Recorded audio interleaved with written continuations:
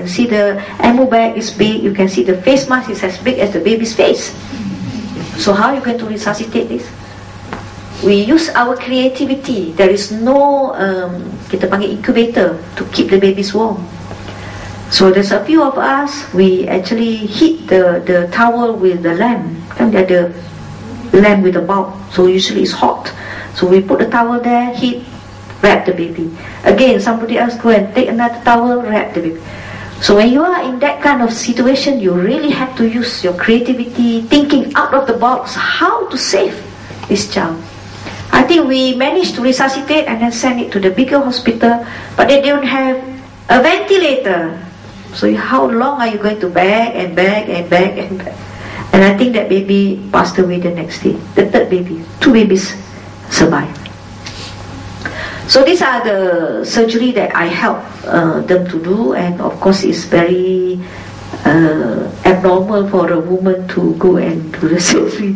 All my colleagues, Afghans are all male, and all the instruments they use are instrument before kemerdekaan, before independence of Malaysia maybe.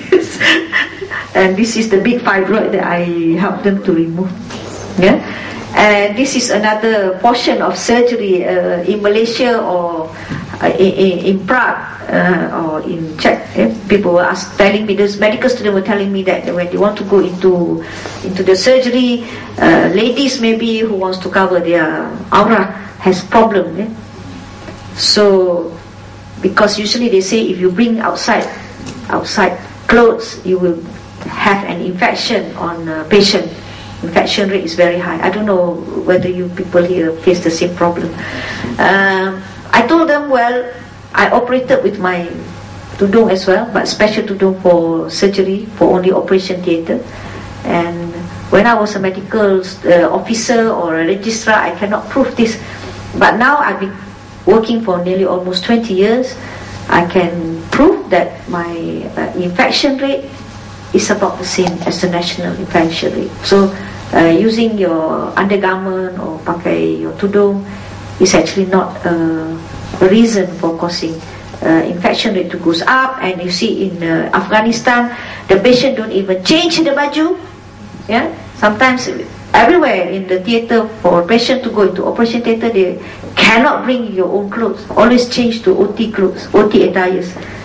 But in Afghanistan, where we have all that, baju tu datang, baju tu lah balik. The same clothes they went in, the same clothes we do the surgery, the same clothes came out.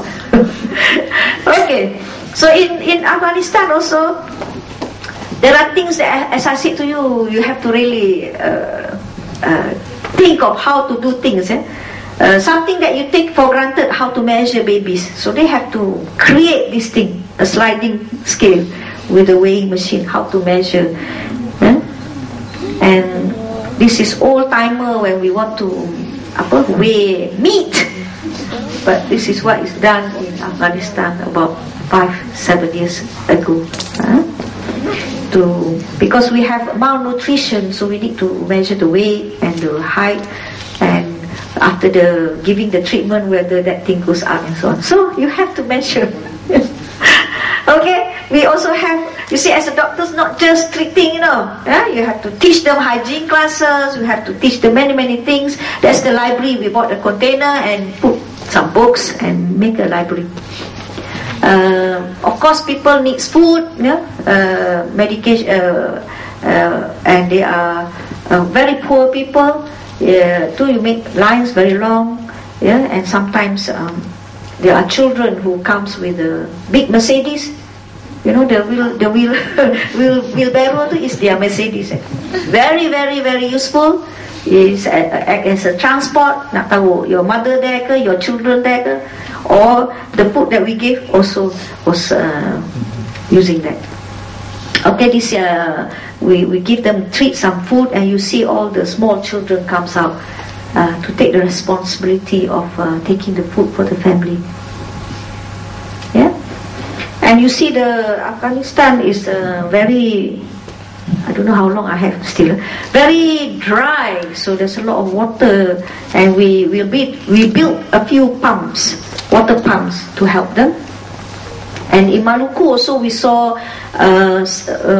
one man ini operating in a what you call living room because this man, particularly the one that we operated with the saw, he has actually been very poor, and when we saw him was only a tip and the feet bone sticking out. Tissues semua dah habis. I lost the picture, but I found this picture. So he said for the past few years he has been actually suffering from pain, was throbbing pain because of the infection, and he's got no money to go to the hospital. So when we came, we say this has to be amputated. So we go to the shop and buy a saw and sterilize it and operate. And he thanked us.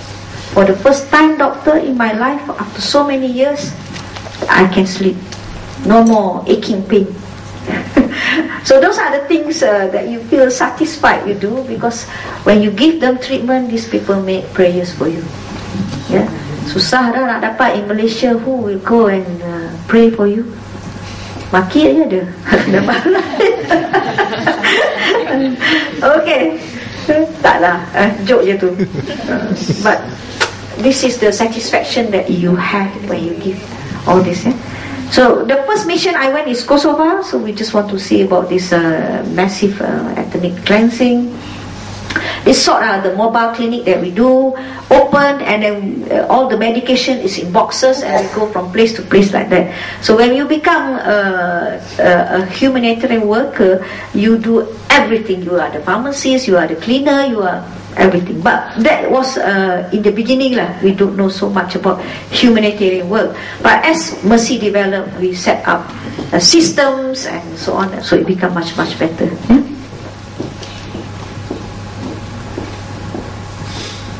Oh, this one is also a mobile clinic up in the mountains in Balkh, Pakistan. There was a big earthquake, also affecting so many people.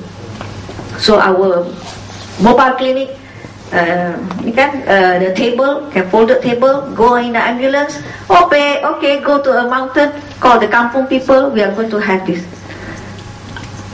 50 minutes, so I've got another hour to go. Okay. I thought 15. Okay, so you have the opportunity to travel by United Nations helicopter, because the route was so hazardous, and we were given that.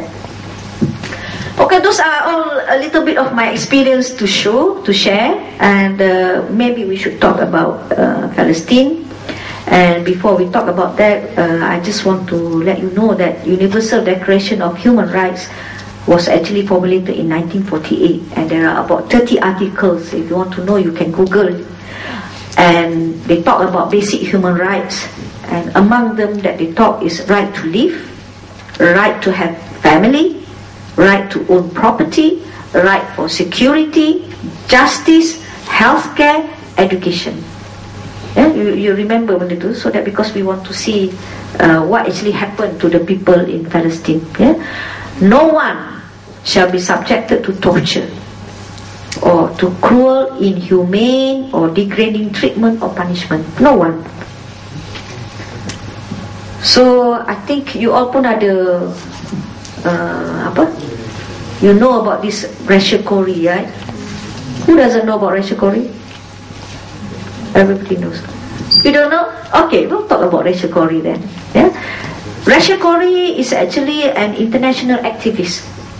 She is actually from ISM, International Solidarity Movement. She was born in Olympia, Washington, and she gave her life fighting for the rights of the Palestinian people. Then we will see later what she does. She was bulldozed by Israel Defense Forces while trying to prevent Palestinian houses in Rafah from being torn down by the Zionists on the 16th of March 2003. When I was in Gaza, we stayed in Rafah. Okay?